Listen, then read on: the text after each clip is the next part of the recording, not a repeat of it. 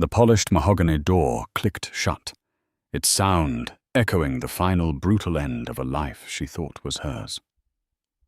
Outside, a cold October rain began to fall, plastering strands of hair to her face as she stood on the unforgiving New York sidewalk, clutching a single hastily packed suitcase.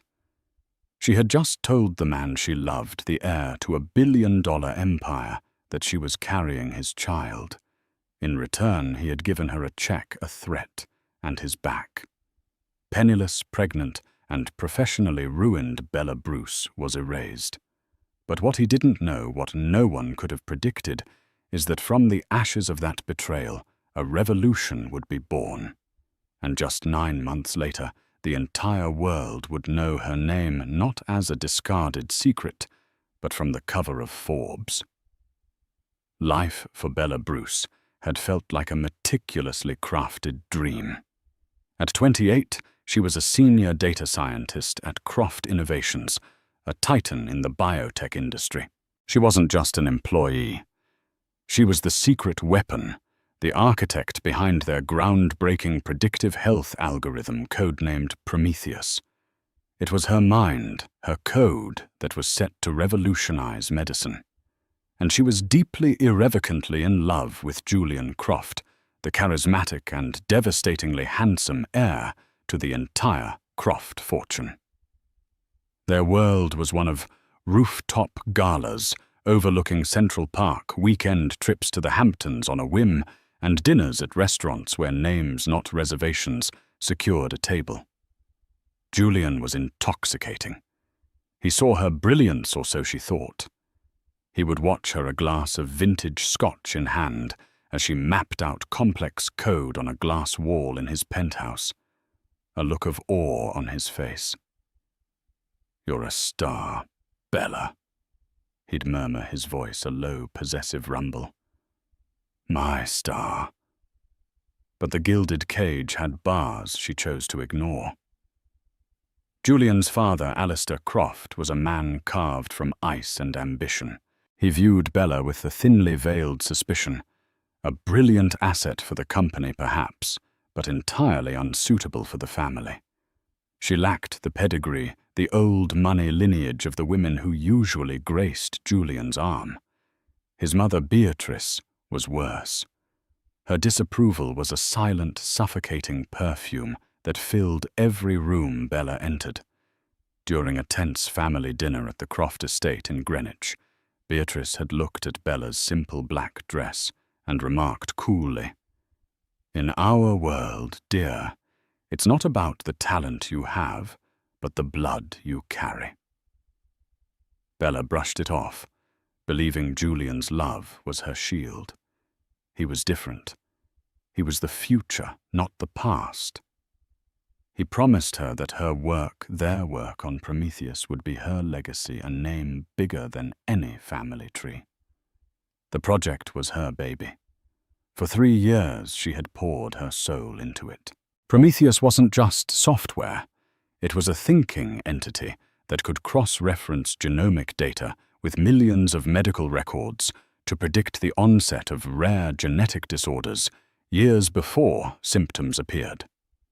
It was a Nobel Prize waiting to happen, a tool that could save millions of lives. And she was on the verge of the final breakthrough, a key refinement that would make the system not just 95% accurate, but 99.9%. Life was perfect, hurtling towards a spectacular future. One Tuesday morning, however, the trajectory shifted. A persistent wave of nausea, a feeling of exhaustion she'd been blaming on late nights at the lab, finally led her to a pharmacy.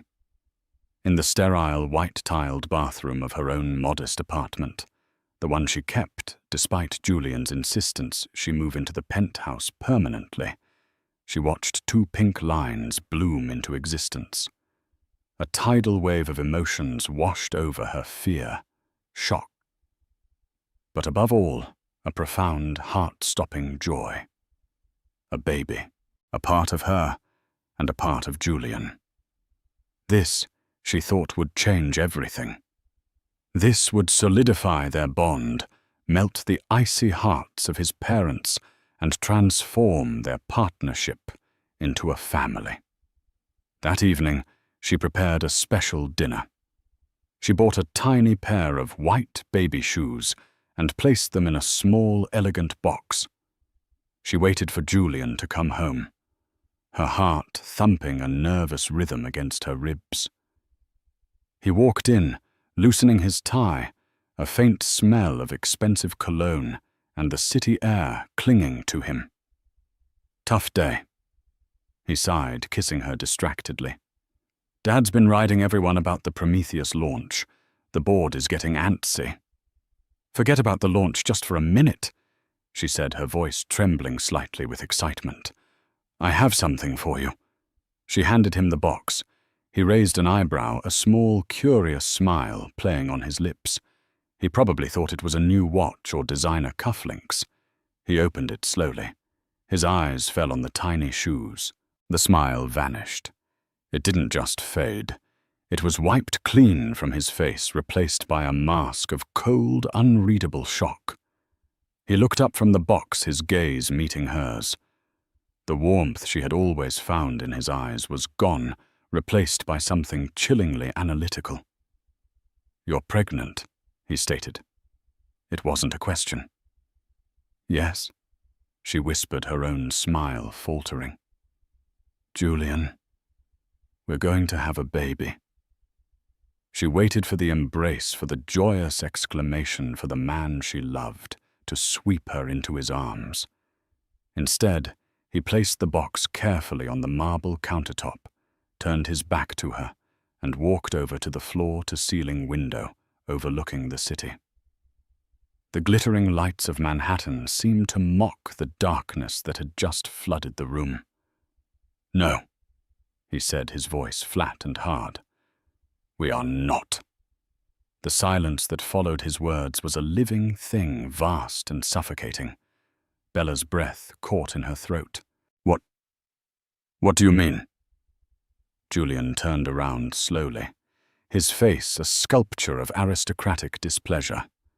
The man she loved had been replaced by a stranger, a cold CEO, evaluating a sudden unacceptable liability.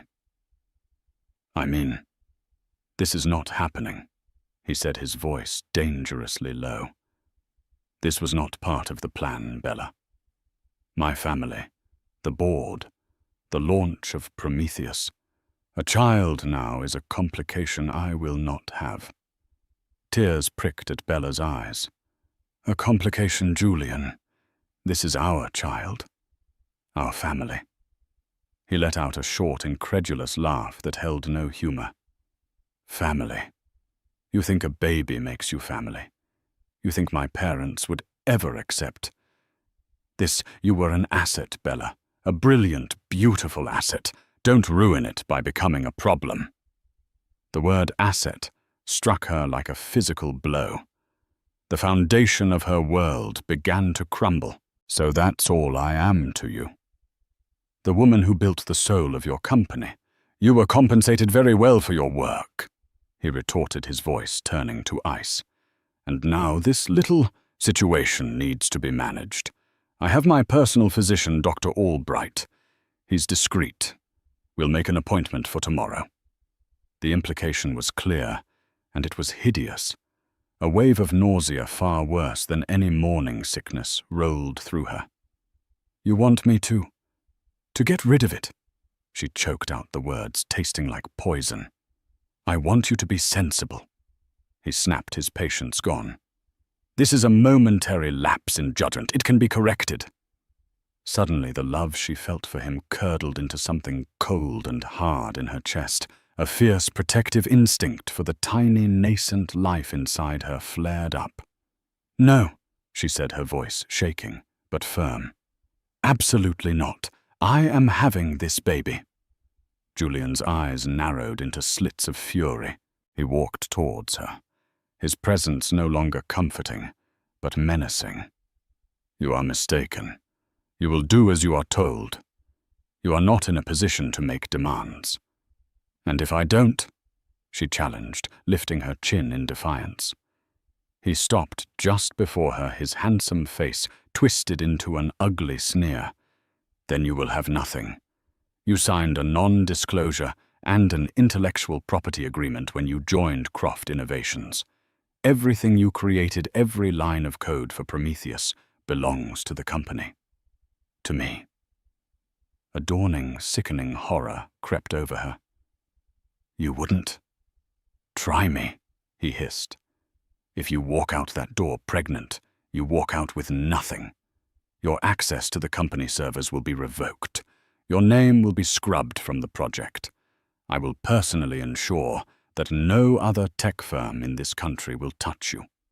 I will paint you as an unstable, opportunistic fraud who tried to trap the heir. Who do you think they will believe, the billionaire scion of the Croft dynasty or his discarded pregnant girlfriend? Every word was a perfectly aimed dagger, severing the last threads of her hope. He had planned for this. He had seen her not as a partner, but as a potential threat to be contained. Her love had been a liability he had insured himself against with contracts and lawyers. Tears streamed down her face, now hot and silent. The work. Prometheus. It was my life, Julian. It was for us. Prometheus is mine, he said with chilling finality. It was always mine. You were just the tool I used to build it. That was it. The final fatal blow. The dream shattered, leaving only the sharp, glittering shards of a lie. She looked at the man before her and saw only a monster wearing a familiar face. With a strength she didn't know she possessed, she straightened up, wiping her tears with the back of her hand. Then I will leave.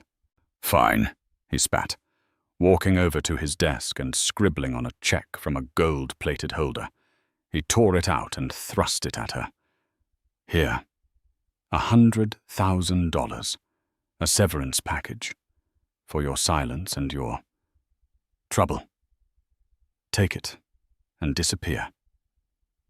She looked down at the check, at the sterile, dismissive numbers that were meant to buy her child's non-existence. She slapped it out of his hand. It fluttered to the floor like a dead leaf. I don't want your money, she said, her voice hollow. I want my life's work. Too late, he sneered. Now get out. I'll have security pack up your things from your office. Anything of yours here will be sent to your apartment. The locks are being changed as we speak. He turned his back on her, a gesture of ultimate dismissal, and stared out the window once more. The conversation was over. She was terminated from his company and his life. Numbly she walked to the bedroom, the vast, impersonal space that had never truly felt like hers. She grabbed the one suitcase she kept there for weekend trips. She threw in a few clothes, her laptop, a personal device, thank God, and the small framed photo of her late parents from her bedside table. As she walked back through the living room, she saw the little box with the baby shoes still sitting on the counter. She snatched it up and shoved it into her bag. At the door, she paused for a last, fleeting moment. You will regret this, she said, her voice barely a whisper, but carrying a weight of conviction that surprised even herself. Julian didn't turn. I doubt it, he said to the city skyline. The door clicked shut. She was on the sidewalk, and the rain began to fall. Her phone buzzed in her pocket. A notification from her work email. Access denied.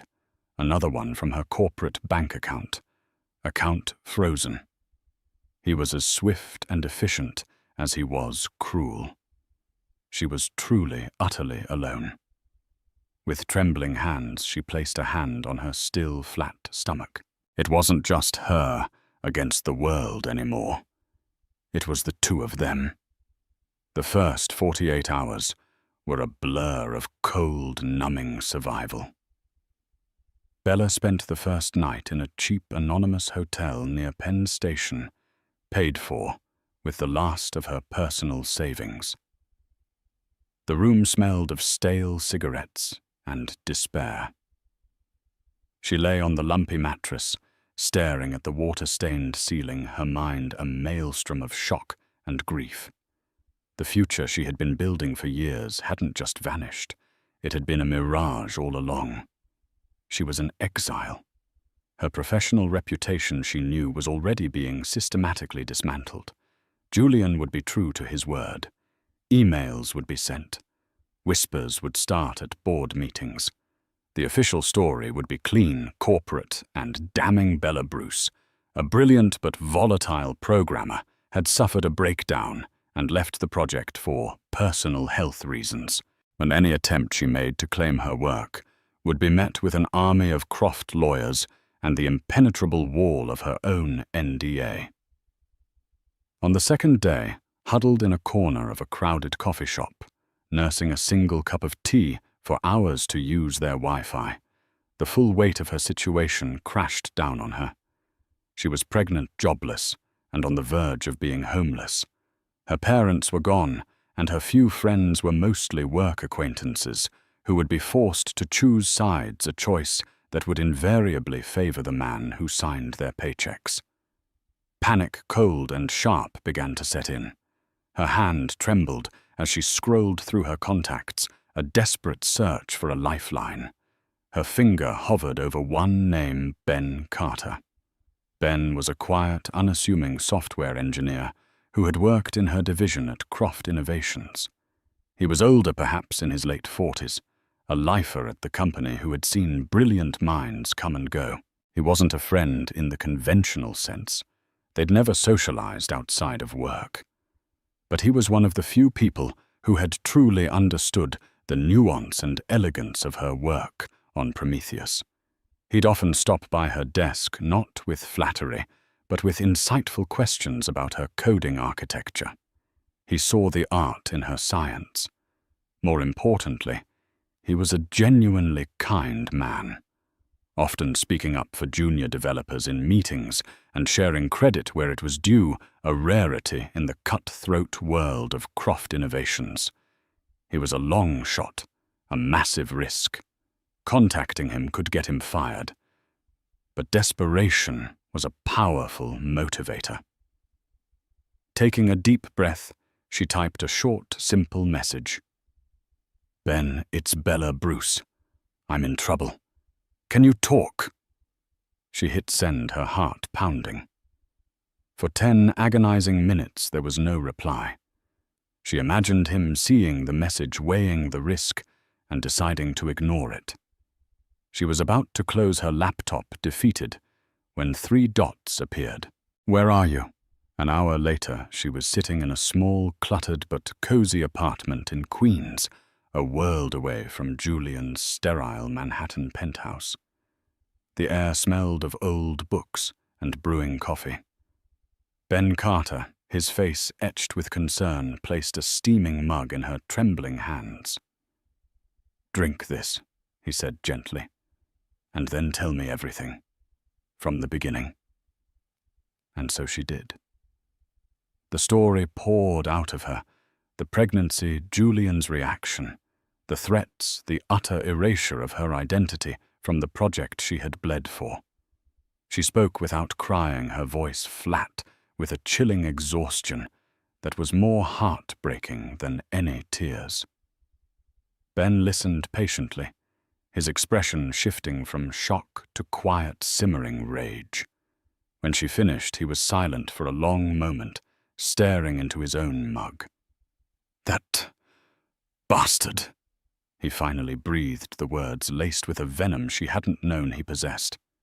I always knew there was something cold about him, but this is monstrous. And to steal your work, Bella Prometheus, is you. Your neural network architecture is like a signature. Anyone who knows code can see it. But no one will look, she said hollowly. They'll see the Croft name, and that's all that will matter. Maybe, Ben said, leaning forward, his eyes intense. But he made one mistake.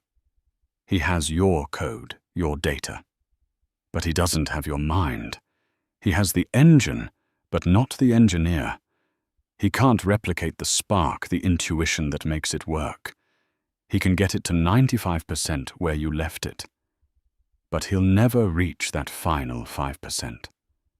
I've seen the roadblocks he's facing. He doesn't know how to solve them. You do.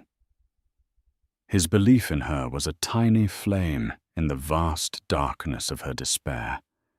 It was the first warmth she had felt in days. "It doesn't matter," she whispered, shaking her head. "I can't fight him, Ben.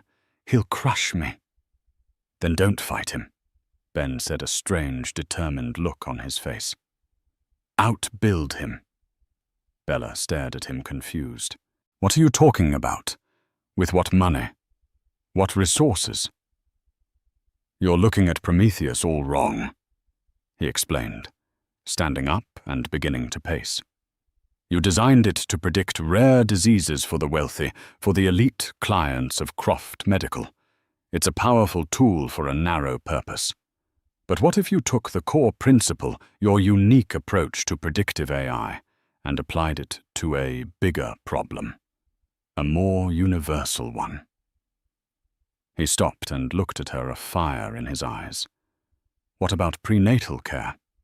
What if you built a system that could analyze standard ultrasound data and blood work to predict potential complications?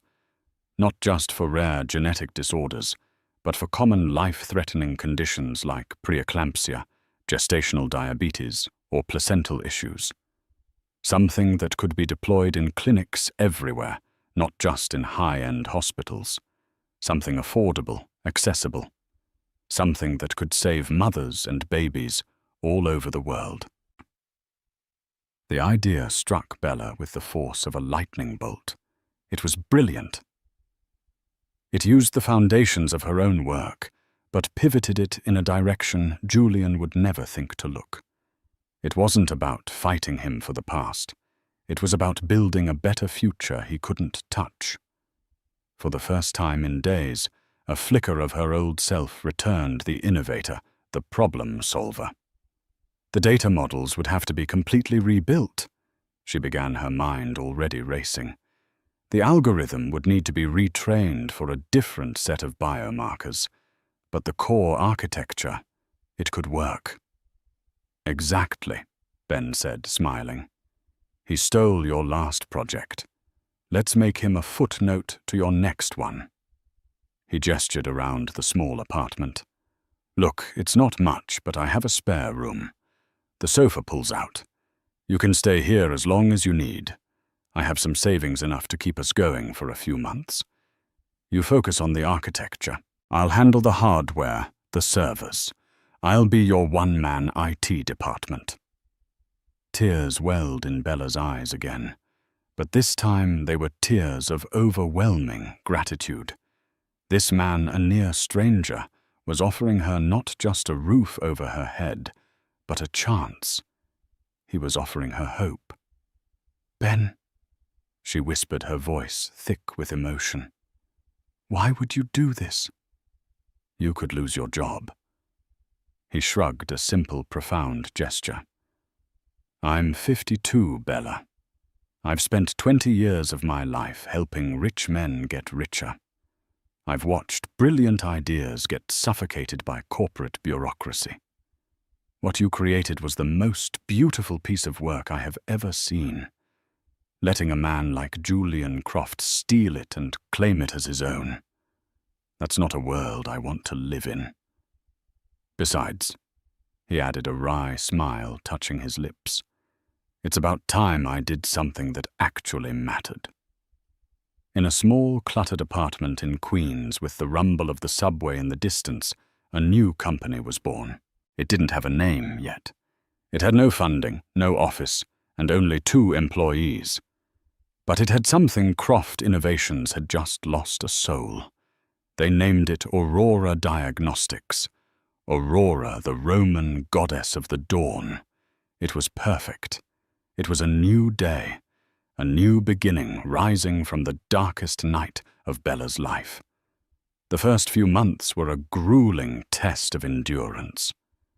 Ben's spare room became their headquarters, its walls quickly disappearing behind whiteboards covered in complex algorithms and data flow charts. Their life settled into a relentless rhythm code. Research, strategize, sleep, repeat. For Bella, this routine was compounded by the physical and emotional toll of her pregnancy. Morning sickness didn't care about coding deadlines. She would often have to rush from the keyboard to the bathroom, her body rebelling as her mind tried to solve an impossible problem. Exhaustion was a constant heavy blanket she fought to throw off every morning. There were days her grief for the life she'd lost was so profound she could barely get out of bed. On those days, Ben would quietly place a cup of ginger tea and a plate of crackers beside her, say nothing, and go back to soldering a server rack in the living room. His silent, unwavering support was her anchor. Their resources were laughably scarce.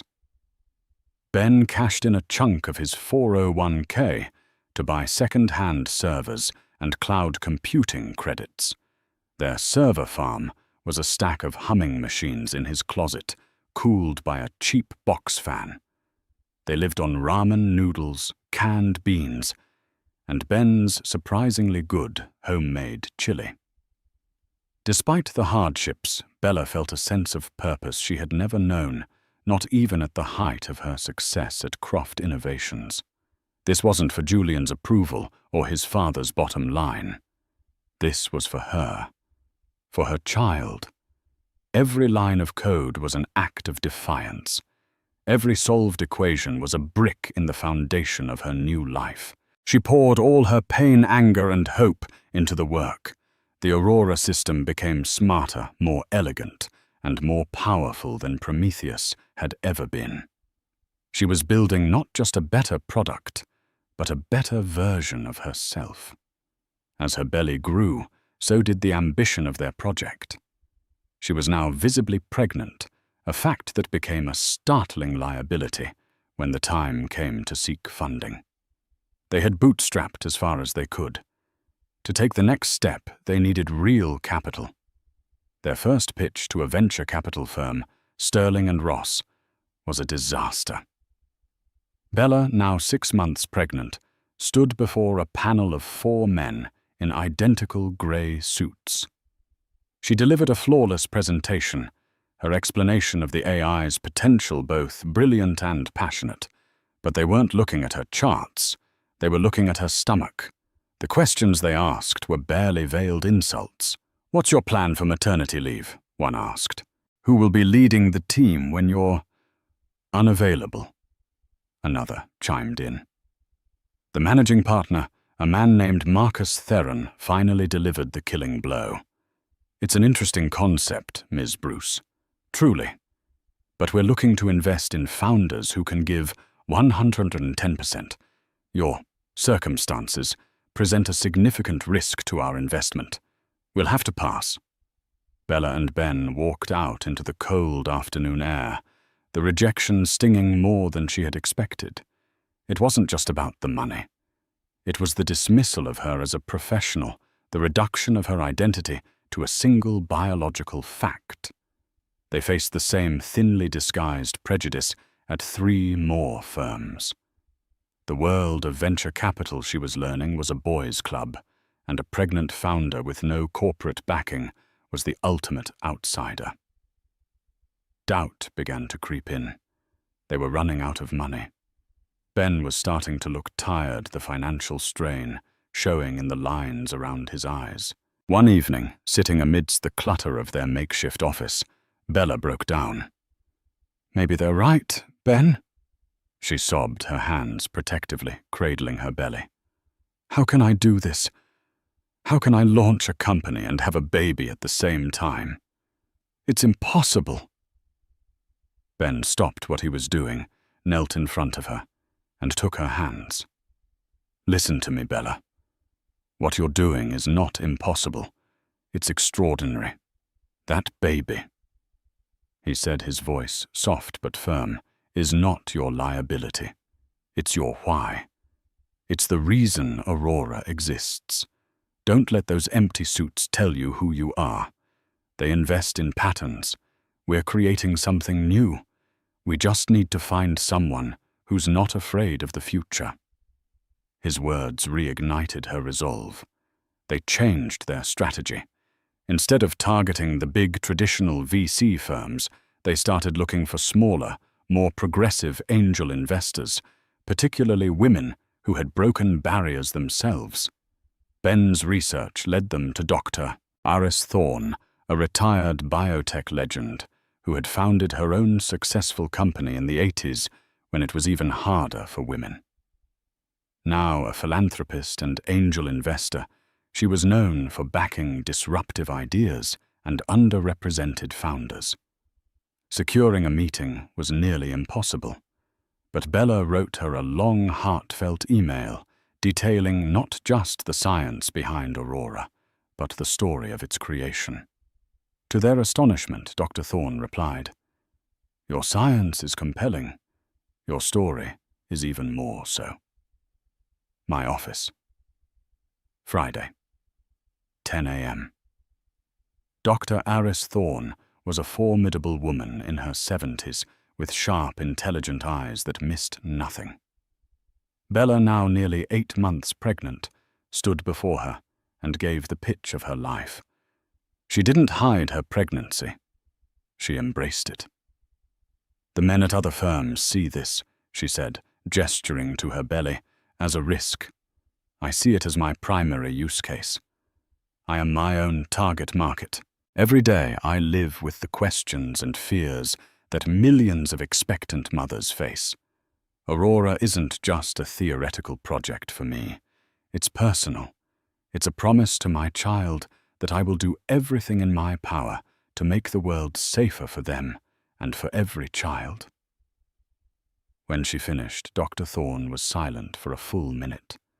Bella's heart hammered against her ribs. Finally, the older woman leaned back in her chair.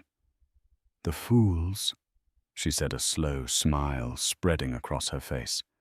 "The damn fools at Serling and Ross. They looked at you and saw a mother. They should have seen a fire. Ms. Bruce, you're not just building a company. You're building a legacy. How much do you need?" They walked out of that office with a seed investment of $2 million. It was more than enough. It was a validation. It was a beginning. As they celebrated over a modest dinner, Bella's phone buzzed with a news alert. A major tech journal had just published an exclusive feature. The headline read, "Julian Croft unveils Prometheus, the AI that will change medicine forever." The article was accompanied by a glossy photo of Julian looking handsome and visionary. He was quoted extensively talking about his long nights of work, his inspiration, his breakthrough. Bella's name was nowhere to be found. A cold rage filled her, but it was quickly replaced by a steely calm. Let him have his moment in the sun. The dawn was coming. With Dr. Thorne's funding, Aurora Diagnostics exploded into life. They leased a small but modern office space in Brooklyn, hired a handful of brilliant young engineers who were drawn to the company's mission, and began the crucial process of beta testing. Bella, despite being in her 3rd trimester, worked with a ferocity that inspired her entire team. She was no longer just a coder. She was a CEO, a leader, and a visionary. 2 weeks before her due date, Bella gave birth to a healthy baby girl. She named her Aurora. Holding her daughter for the first time, Bella felt the last vestiges of her old life fall away. This tiny, perfect human was her future. Julian Croft was a ghost, a bad memory, from a world she no longer belonged to. Meanwhile, across the river in Manhattan, Croft Innovations launched Prometheus with an extravagant multi-million-dollar press event. Julian was on every major news network, hailed as the next Steve Jobs. The company's stock soared. On the surface, it was a staggering success. But behind the scenes, problems were emerging. Ben, who still had contacts within the company, started hearing whispers. The system was buggy. While it performed flawlessly in controlled demonstrations, real-world application was yielding inconsistent and sometimes alarmingly inaccurate results. The 99% accuracy that Julian had promised was a fiction. The system was stuck at the 95% Bella had left it at, and even that was proving unstable without her intuitive oversight to manage the data streams. Julian, blinded by arrogance, had believed the code was everything. He failed to understand that Prometheus wasn't just a machine. It was an ecosystem that required constant, nuanced refinement, the kind of refinement only its creator understood. He tried to fix it by throwing money and manpower at the problem-hiring teams of expensive engineers who couldn't decipher the elegant complexity of Bella's original architecture. They were like mechanics trying to fix a Formula One engine with a wrench from a hardware store. The first public crack appeared 3 months after the launch. A prominent medical journal published a peer-reviewed study on Prometheus's efficacy. The conclusion was polite but damning. The system showed significant promise, but suffered from an unacceptable rate of false positives, causing undue stress and unnecessary expensive testing for patients. The article hinted that the underlying AI was not as mature as Croft Innovations had claimed. Julian's response was swift and defensive. He publicly attacked the study's methodology and accused the researchers of professional jealousy. But the damage was done. The media, which had so eagerly anointed him a genius, now began to ask skeptical questions. The company's stock took a nervous dip. Simultaneously, Aurora Diagnostics was making quiet, powerful moves. Bella, juggling the demands of a newborn and a startup, secured a partnership with a network of public health clinics across the tri-state area for a pilot program. The results were astounding.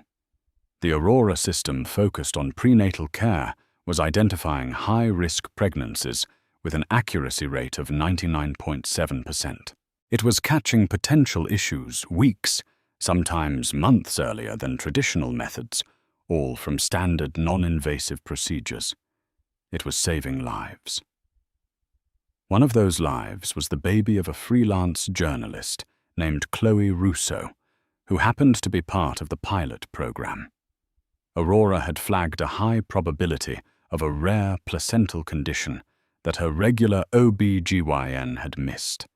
The early warning allowed for a course of treatment that saved her pregnancy. Chloe, eternally grateful, began digging into this miraculous new company.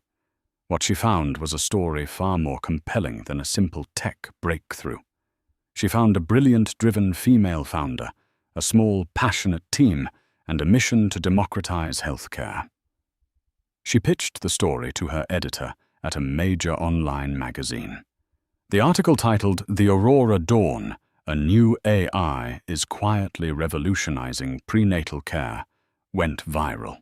It was a glowing profile of Bella and her company, celebrating her as a new and vital voice in the tech world. It didn't mention Julian or Croft Innovations, but to anyone paying attention in the biotech industry, the contrast was stark. Prometheus was a loud, expensive, and faltering promise. Aurora was a quiet, efficient, and life-altering reality. The success of the article brought a new wave of investor interest. Dr. Thorne, delighted with the progress, led a Series A funding round. Aurora Diagnostics raised an additional $30 million. They were no longer a scrappy startup in a back room. They were a major player. The news reached Julian Croft. The viral article, the funding, the praise being heaped upon Bella. It was an intolerable affront. In his mind, she was nothing a footnote he had paid to erase. Yet here she was, not just surviving, but thriving.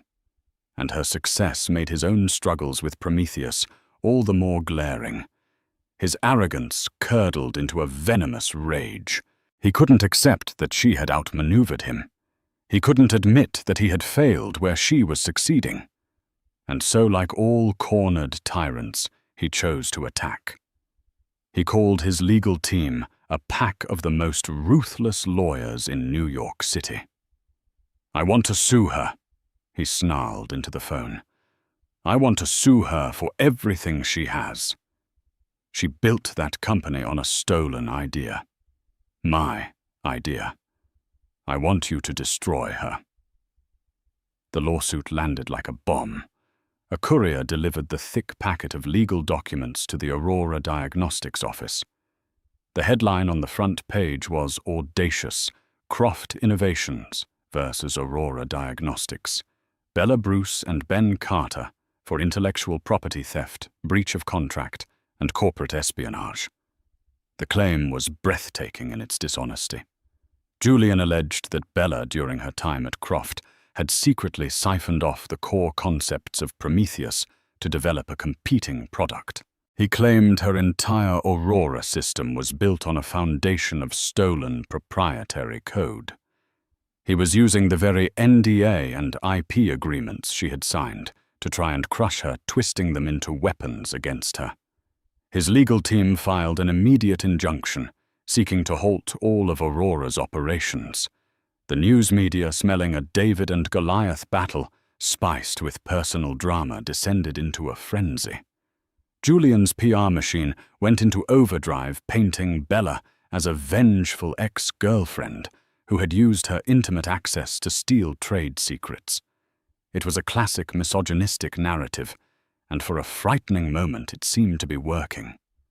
Aurora's investors grew nervous. The company's momentum, built so carefully, ground to a halt. Bella was devastated, but not broken. The shock quickly hardened into a cold, diamond-hard resolve. This wasn't just a legal battle. It was a fight for her name, her child's future, and the truth. "He's lying," she told her anxious team, her voice ringing with clarity and strength. "He has no evidence because none exists. We built Aurora from the ground up, with our own hands on our own time. We will fight this, and we will win." Their lawyer, a sharp, empathetic woman named Sarah Chen, whom Dr. Thorne had recommended, laid out the grim reality. "They don't need evidence to win Bella. They just need to outspend us. Their strategy is to bury us in motions depositions and legal fees until we're forced to settle or declare bankruptcy. Julian Croft can afford to bleed money for years. We can't." The only way to win, Sarah explained, was to find a smoking gun, irrefutable proof that Bella's concept for Aurora was distinct and predated Julian's theft of Prometheus. The weight of the world seemed to settle on Bella's shoulders. How could she prove the genesis of an idea that had been born in conversation and coded on a second-hand laptop in a queen's apartment? It was Ben, the quiet, methodical engineer, who remembered something. "Your old laptop," he said one night as they were poring over documents. "The personal one you brought from the penthouse. Do you still have it?" "Yes," Bella said. "It's in a closet at my apartment. I haven't used it much since we got the new systems." "What did you use it for before you left?" Ben pressed. "Everything," she replied. "Personal notes, side projects, brainstorming. I had a digital journal, a concept board where I'd map out new ideas." A current of electricity passed between them. "Julian's lawyers subpoenaed everything from your time at Croft," Ben said, his voice quickening with excitement. "Your work computer, your server access logs, but they never asked for your personal devices. They wouldn't even know to look. They assumed everything of value was on the Croft network." The next day, they powered up the old laptop. After a few tense moments, the screen flickered to life.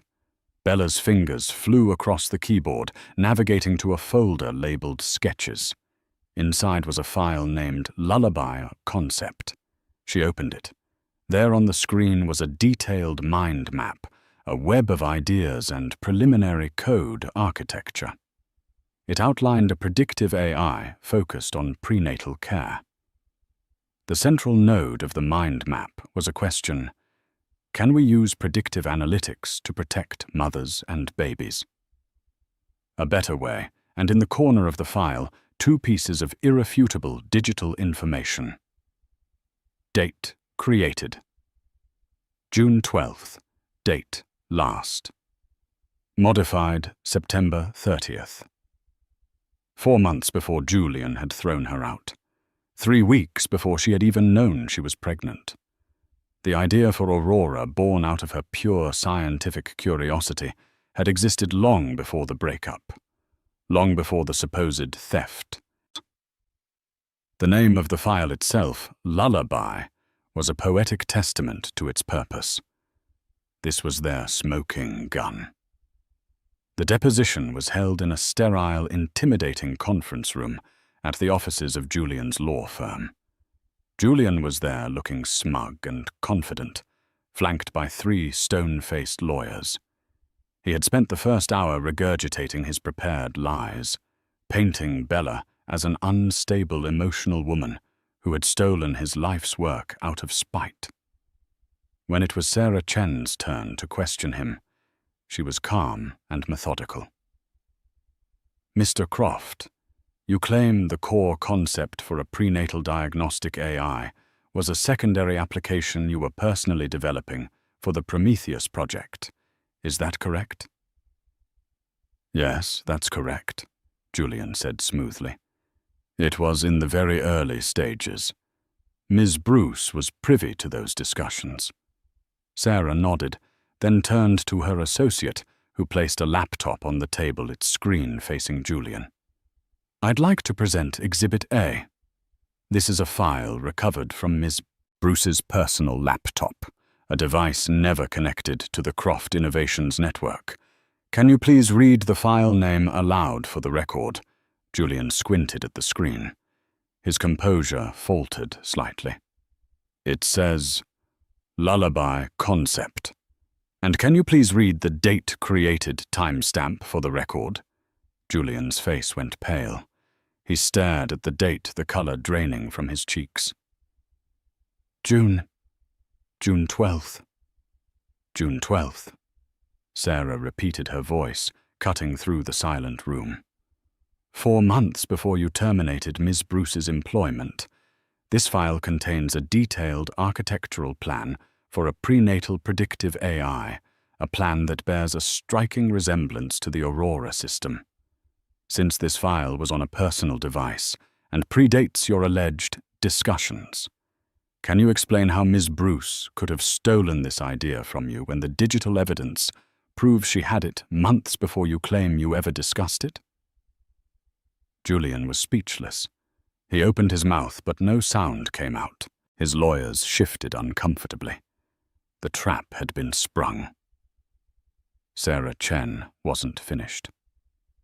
In fact, Mr. Croft, wouldn't a more plausible narrative be that you, unable to perfect the Prometheus system on your own after Ms. Bruce's departure, are now attempting to fraudulently claim ownership of her new, more successful project?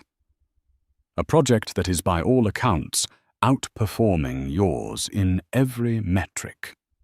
Checkmate. The lawsuit was dropped within 24 hours.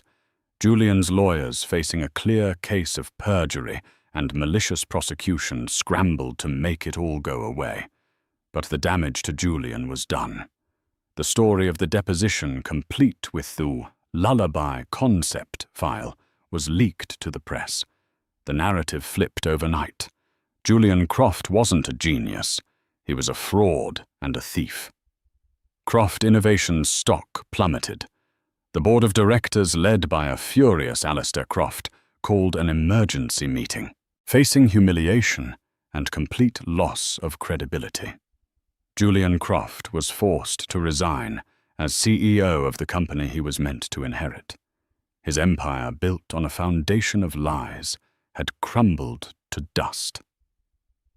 9 months after she had stood on a rainy sidewalk, with nothing but a suitcase and a secret Bella Bruce stood under the impossibly bright lights of a photography studio in Chelsea.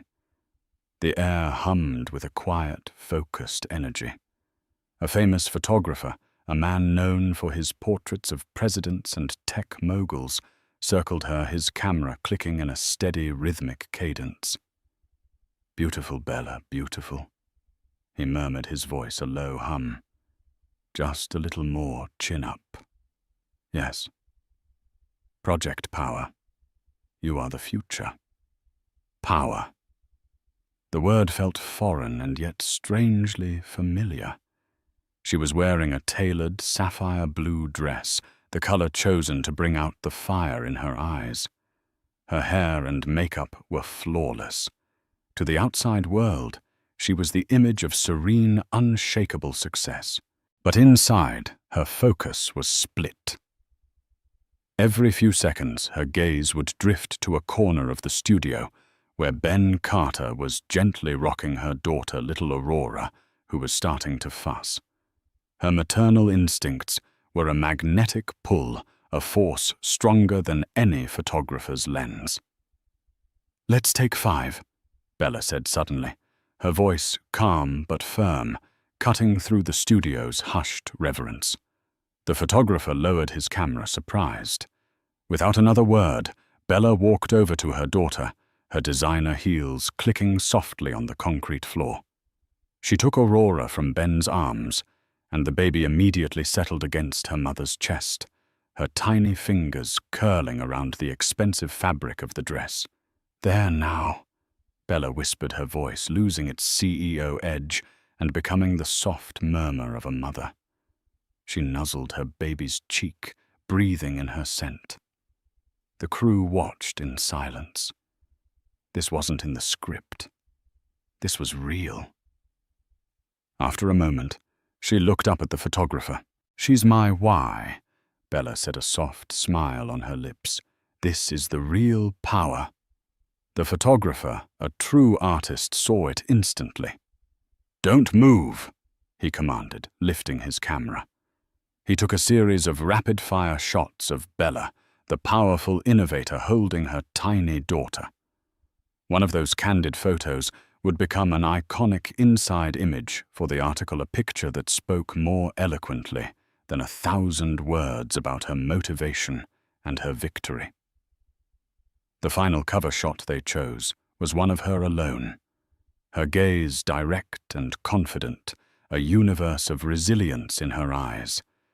The headline, printed in bold letters beneath her face, read, "Bella Bruce's New Dawn: How Aurora Diagnostics is Saving Lives and Redefining an Industry."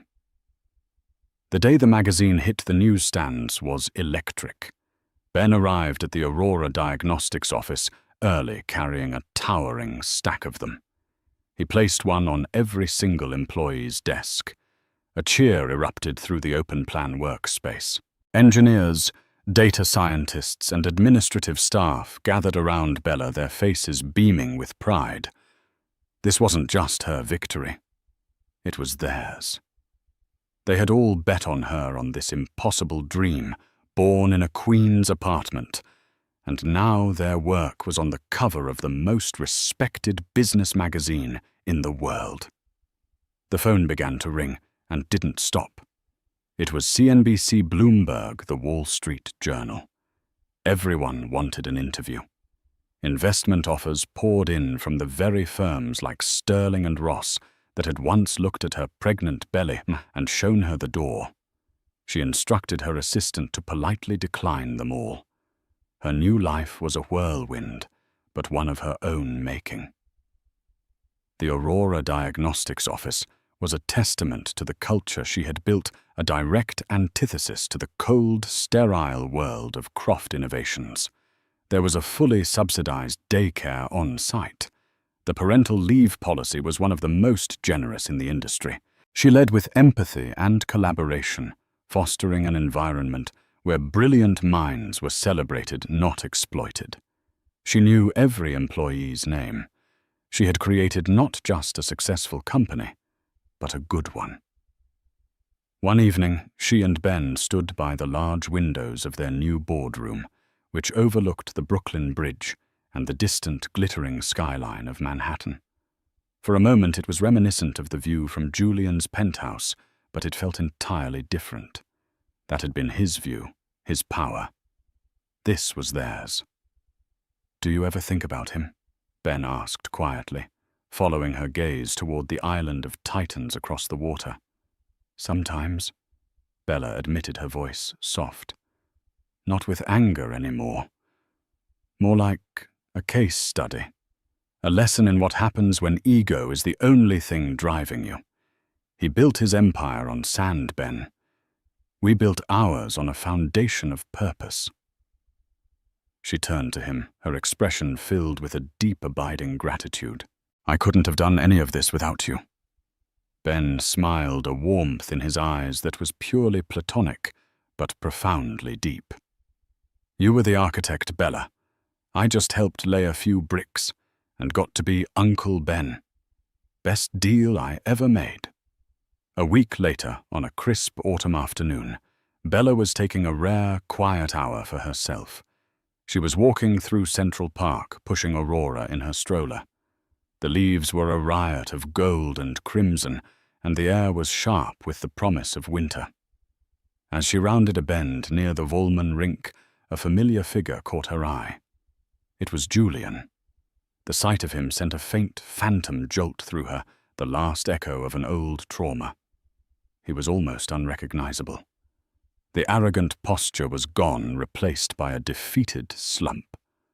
The bespoke suit, once a symbol of his power, now seemed to hang off a frame that had lost weight and substance.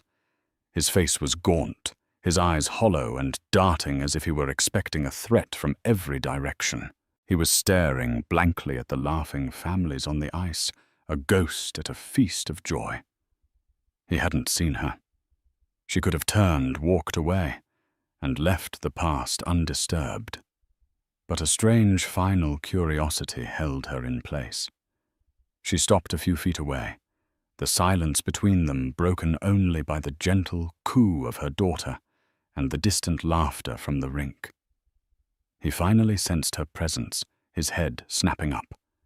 His eyes widened, a flicker of shock and fear in their depths.